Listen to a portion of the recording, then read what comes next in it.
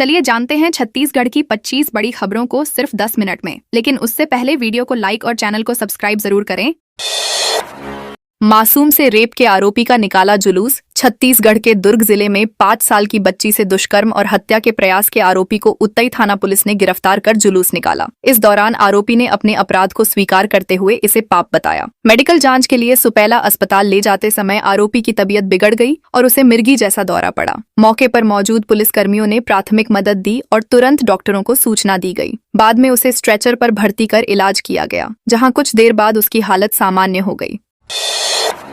पापाराव बोला, जिनके घर उजाड़े उनसे माफी मांगूंगा। बस्तर का कुख्यात नक्सली पापाराव अब सरेंडर के बाद अपने पुराने रास्ते पर पछतावा जता रहा है। उसने कहा कि जिन परिवारों को नुकसान पहुंचाया उनसे माफी मांगना चाहता है। सुकमा जिले के गांव से निकला पापाराव किशोर उम्र में नक्सल संगठन से जुड़ा और करीब 30 साल तक सक्रिय रहा। वह DKSDCM कैडर तक पहुंचा और पश्चिम बस्तर डिवीजन का प्रभारी बना। उस पर 25 लाख रुपए का इनाम था। पुलिस रिकॉर्ड के अनुसार कई बड़ी घटनाओं में उसकी भूमिका रही है, जिसमें अनेक जवानों की शहादत शामिल है।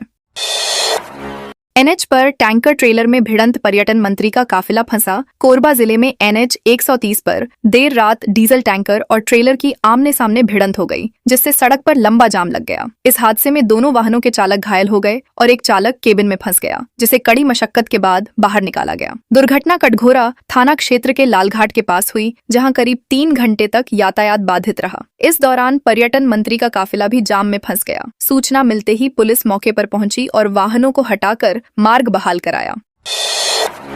राजनांदगांव में लखपति ग्राम और शिक्षा पर जयेंद्र पर जोर। राजनांदगांव जिले में विकास को नई दिशा देने के लिए कलेक्टर जितेंद्र यादव ने महिला सशक्तिकरण और शिक्षा सुधार पर विशेष फोकस किया है। ग्राम सिंघोला लखपति ग्राम बनने की ओर तेजी से बढ़ रहा है, जहां 31 स्वसहायता समूहों की 318 महिलाएं विभिन्न व्यवसायों से जुड़कर आत्मनिर्भर बन रही हैं। कलेक्टर ने गांव का दौरा कर स्थानीय इकाइयों का निरीक्षण किया और प्रयासों की सराहना की। इसके साथ ही जिले के बच्चों के लिए निशुल्क कोचिंग और समर कैंप की भी तैयारी की जा रही है, ताकि शिक्षा स्तर बेहतर हो सके।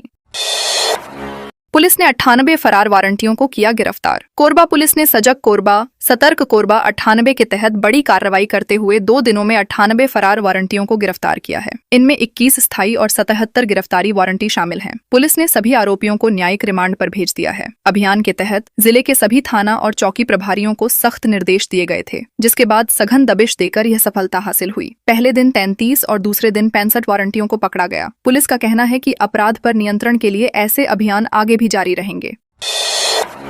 बाहरी कंपनी को टेंडर दिए जाने पर कांग्रेस का विरोध। रायपुर में स्वास्थ्य विभाग के एक फैसले को लेकर कांग्रेस ने विरोध जताया है। CIDMS योजना के तहत HLL लाइफ केयर लिमिटेड को सहयोग देने के निर्णय पर सवाल उठाए गए हैं। आरोप है कि स्थानीय विशेषज्ञों को मौका दिए बिना यह फैसला लिया गया, जो नियमों के खिलाफ है। इस संबंध में मुख्य सचिव और स्वास्थ्य सचिव को पत्र लिखकर पुनर्विचार की मांग की गई है। साथ ही चेतावनी दी गई है कि यदि निर्णय वापस नहीं लिया गया तो मामला अदालत तक ले जाया जाएगा। कांग्रेस ने इसे पारदर्शिता के खिलाफ बताया है। महासमुंद में 5 करोड़ से अधिक का गांजा नष्ट। महासमुंद पुलिस ने बेलसौंडा स्थित बालाजी पावर प्लांट में बड़ी कार्रवाई करते हुए जब्त किए गए करीब 996 किलो गांजे को नष्ट किया। जिला स्तरीय ड्रग्स डिस्पोजल कमेटी की निगरानी में यह प्रक्रिया पूरी की गई। नष्ट किए गए मादक पदार्थ की अनुमानित कीमत 5 करोड़ 2 लाख रुपए से अधिक बताई गई है। यह गांजा NDPS एक्ट के तहत दर्ज 3 अलग अलग मामलों में जब्त किया गया था, जिनमें वर्ष 2025 और 2026 के प्रकरण शामिल हैं। पुलिस ने बताया कि नशे के कारोबार के खिलाफ सख्त अभियान लगातार जारी रहेगा। दुर्ग में ऑनलाइन सट्टेबाजी गिरोह का भंडाफोड़। दुर्ग जिले में पुलिस ने ऑनलाइन सट्टेबाजी के बड़े नेटवर्क का खुलासा करते हुए 3 मुख्य आरोपियों को गिरफ्तार किया है। इस मामले में अब तक कुल 19 लोगों की गिरफ्तारी हो चुकी है। आरोपी लोगों को लालच देकर उनके नाम पर बैंक खाते खुलवाते थे और इन खातों के ATM, सिम व चेकबुक का इस्तेमाल सट्टेबाजी ऐप में करते थे। जांच में पता चला कि यह सामग्री मुंबई भेजी जाती थी, जहां से करोड़ों का अवैध लेन देन संचालित होता था। पुलिस ने कुश, रितेश राय और महेंद्र ठाकुर को गिरफ्तार कर नेटवर्क की गहराई से जांच शुरू कर दी है। मुसगहन में लूटपाट करने वाले लुटेरे गिरफ्तार। रायपुर के मुसगहन थाना क्षेत्र में लूटपाट और मारपीट करने वाले गिरोह को पुलिस ने गिरफ्तार कर लिया है। इस मामले में 2 आरोपियों और 3 नाबालिगों सहित कुल 5 लोगों को पकड़ा गया है। आरोपियों ने रात के समय बाइक सवार युवक और उसकी भांजियों को रोककर हमला किया और जान से मारने की धमकी दी। बदमाशों ने पहले बाइक गिराई, फिर डंडे और चाकू से हमला किया। पुलिस ने त्वरित कार्रवाई करते हुए सभी आरोपियों को पकड़ लिया है और मामले में आगे की जाँच जारी है।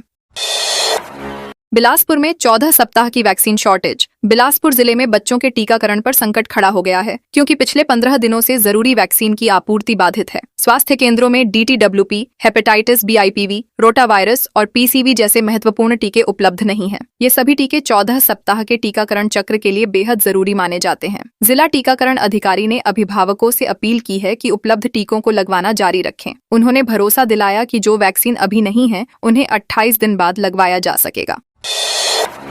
गांजा के साथ पकड़ाया MP का तस्कर। बस्तर जिले में पुलिस ने मादक पदार्थ तस्करी के खिलाफ कार्रवाई करते हुए मध्य प्रदेश के एक युवक को गांजा के साथ गिरफ्तार किया है। आरोपी ओडिशा से गांजा लेकर बस के जरिए MP ले जाने की फिराक में था। नगरनार थाना पुलिस ने मुखबिर की सूचना पर घेराबंदी कर उसे पकड़ लिया। तलाशी के दौरान उसके पास से करीब 5.265 किलोग्राम गांजा बरामद हुआ, जिसकी कीमत 2.63 लाख रुपए बताई गई है। पुलिस ने आरोपी के खिलाफ NDPS एक्ट के तहत मामला दर्ज कर जांच शुरू कर दी है।